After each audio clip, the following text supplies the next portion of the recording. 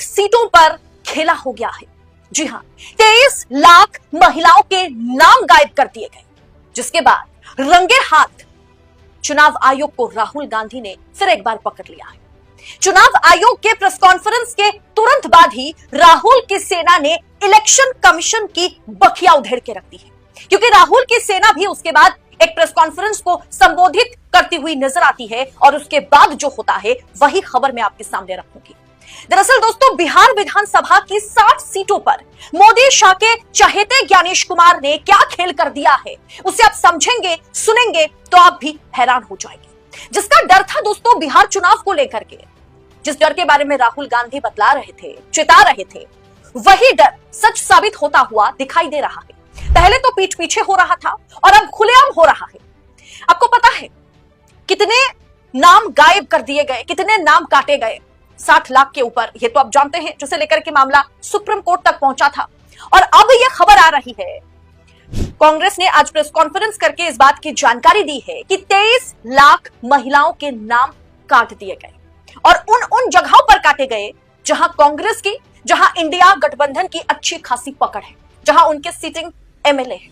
आज कांग्रेस की ओर से चुनाव आयोग के प्रेस कॉन्फ्रेंस के ठीक बाद कांग्रेस की ओर से भी एक बहुत ही इंपॉर्टेंट प्रेस कॉन्फ्रेंस को ऑर्गेनाइज किया गया, संबोधित किया गया। महिला कांग्रेस अध्यक्ष अलका लांबा ने इस प्रेस कॉन्फ्रेंस को संबोधित किया और उन्होंने साफ तौर पर कहा है कि चुनाव आयोग वोटों का चूना लगा रहा है।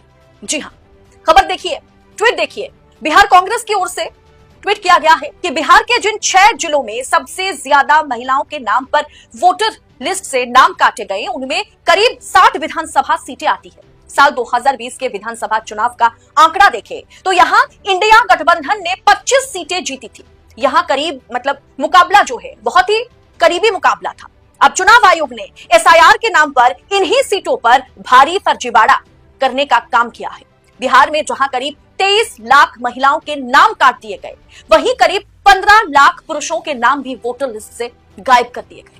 कांग्रेस पार्टी पूरे देश में इसी वोट चोरी के खिलाफ हस्ताक्षर अभियान यानी साइन करके एक अभियान चला रही है, जिसमें हम 5 करोड़ हस्ताक्षर जुटाएंगे। दरअसल दोस्तों, बात को समझिए, जहां इन महिलाओं के नाम हटाए गए, जिसमें 23 लाख महिलाएं हैं और 15 लाख पुरुष हैं, करीब करीब ये वोट बैंक जो है, ये वोटर्स जो है, ये बिहार के 60 विधानसभाओं के हैं। उसमें से 25 सीटें जो है, 60 में से 25 सीटें जो है वो इंडिया गठबंधन के पास है। वहां फिलहाल इंडिया गठबंधन के सिटिंग एमएलएज हैं, यानी तेजस्वी यादव यानी आरजेडी के एमएलएज हैं और कांग्रेस के एमएलएज हैं। कांग्रेस के विधायक है, आरजेडी के विधायक है, इंडिया गठबंधन के विधायक इन 60 में से 25 सीटों पर हैं। तो सोचिए किस प्रकार से इस घोटालेबाजी को या फर्जीवाड़े को अंजाम दिया जा रहा है, धांधली की जा रही है कि जहां विपक्ष मजबूत है, जहां कांग्रेस आरजेडी मजबूत है, जहां इंडिया महागठबंधन मजबूत है, उन सीटों के वोटर्स के नाम लिस्ट से गायब किए जा रहे हैं, लिस्ट से काटे जा रहे हैं। ऐसे 23 लाख मतदाताओं के नाम काटे गए।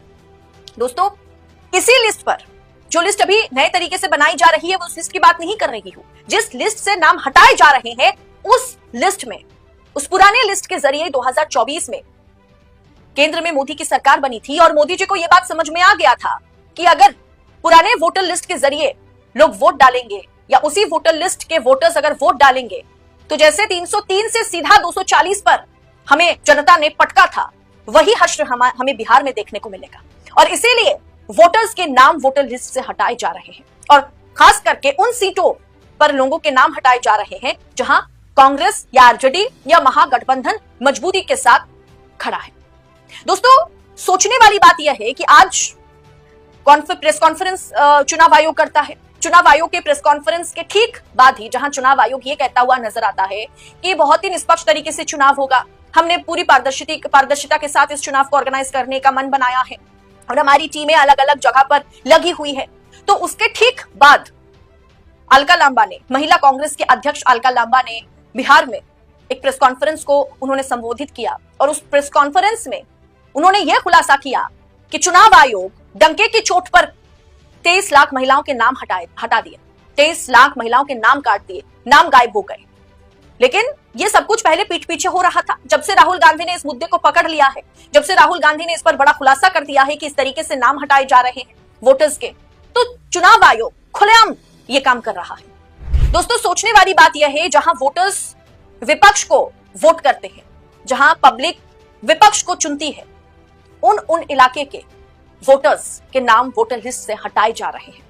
23 लाख महिलाओं के नाम हटा दिए गए रिसेंटली और 15 लाख पुरुषों के नाम हटा दिए गए। इस पर चुनाव आयोग से सवाल पूछो तो चुनाव आयोग बड़े आसानी से कह देता है कि यह सब फर्जी खबर है।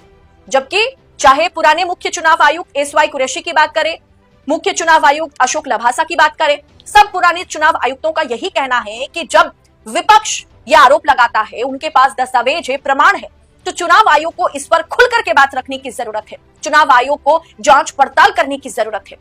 दोस्तों, आपको पता है ना कि किस तरीके से 10-15 वोटों के अंतर से, 20-25 वोटों के अंतर से, 100-150 वोटों के अंतर से चुनाव जीते जाते हैं।